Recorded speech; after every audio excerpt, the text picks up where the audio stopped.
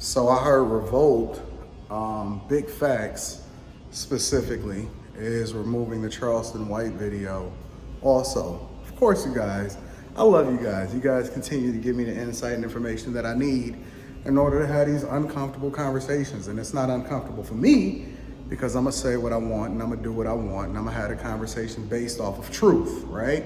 But I heard that the platform removed Charleston White's interview. Now, it's not so much about whether or not they removed the interview or not a big deal at all, right?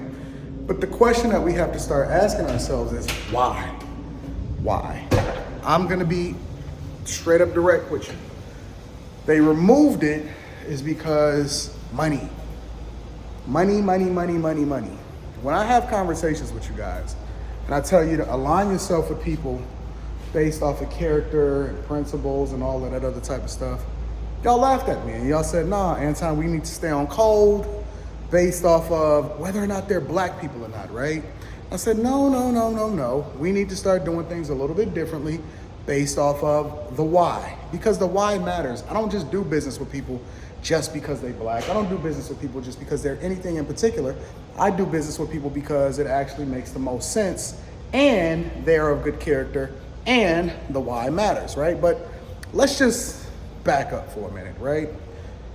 Big Facts apparently is being shown on Revolt. The same platform, let me open up this window. The same platform that removed the Ye interview with Drink Champs. It's all being shown on Revolt. Now, the thing about it for me is I thought we would be able to say and do what we wanted to do because we was on a specific network or a network that is reflective of our own, right? You know, you got Diddy or whatever his name is, Love, whatever he changed his name into that particular day. But you got these platforms and these people, and they're supposed to look like us, so they're supposed to be a reflection of us and all of this other type of stuff.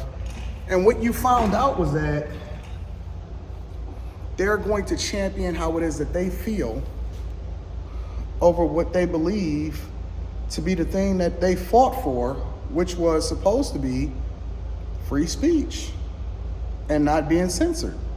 And the game is changing dramatically. And the game is changing dramatically because the same thing that they were fighting for in the 80s, in which they gave you just, hey, put a censorship label on it, whatever, so on and so forth. The thing that they was fighting for in the 80s is the same thing that content creators is fighting for, or the people at large is fighting for today. But you know what's going to happen? Censorship. Censorship in the name of capitalism, because Revolt want to get their bag. They want to get their bag, and they're always going to have the best interest of whoever owns the platform, because who's to say who owns the platform? We know Diddy's name on it. We know that he supposedly owns it or whatever. He probably owns all of it. I have no clue whatsoever. Nobody has ever seen the paperwork of how it broke down.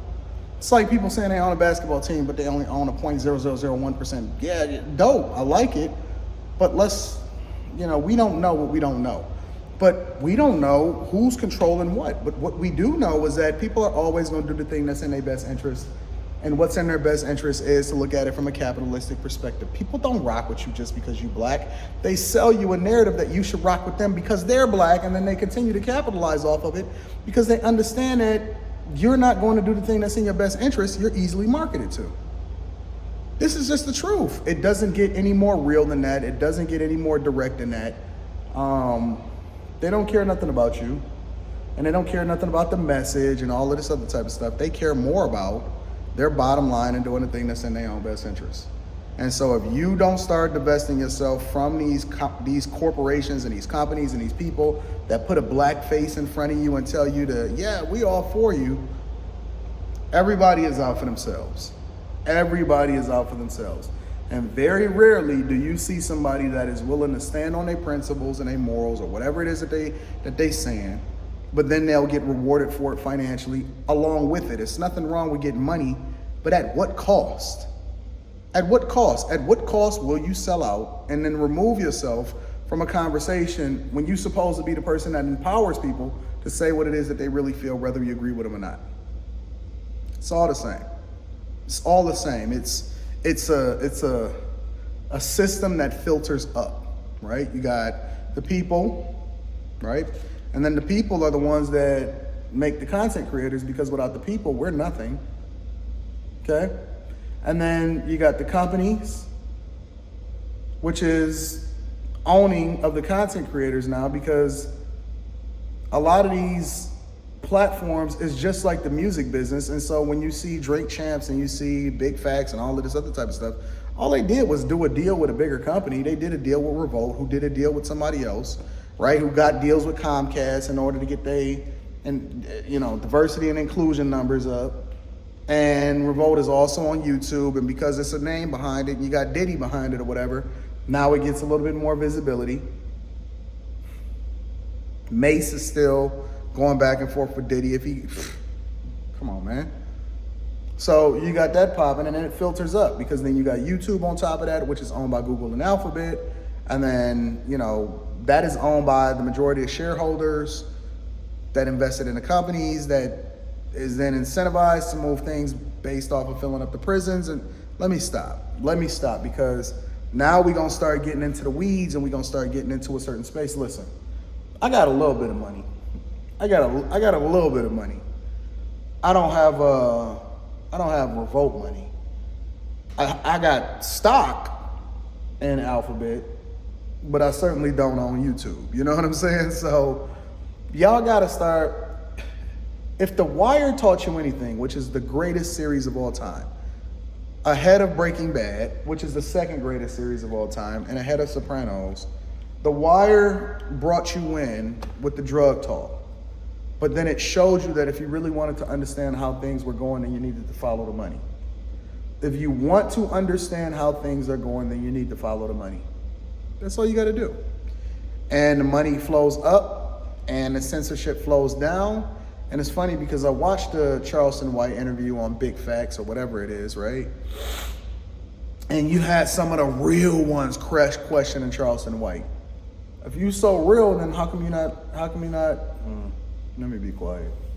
Anyways, we gonna do what we do over here at Anton Daniels, the small content creation studio that we putting together. And we're actually already expanding. So we've decided to take up more space.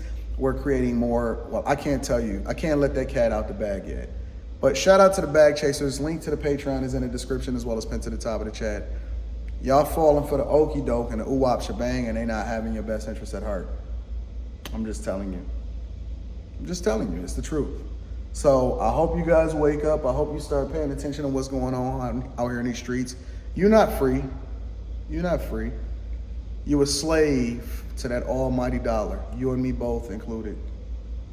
The question just becomes, how much of yourself are you willing to sell in order to ensure that your pockets stay full? That little bit of money they gave y'all, what a drop in the bucket. Listen, I love y'all. I appreciate y'all. I gotta go. I got work to do. So I'm gonna holler at y'all later. Peace.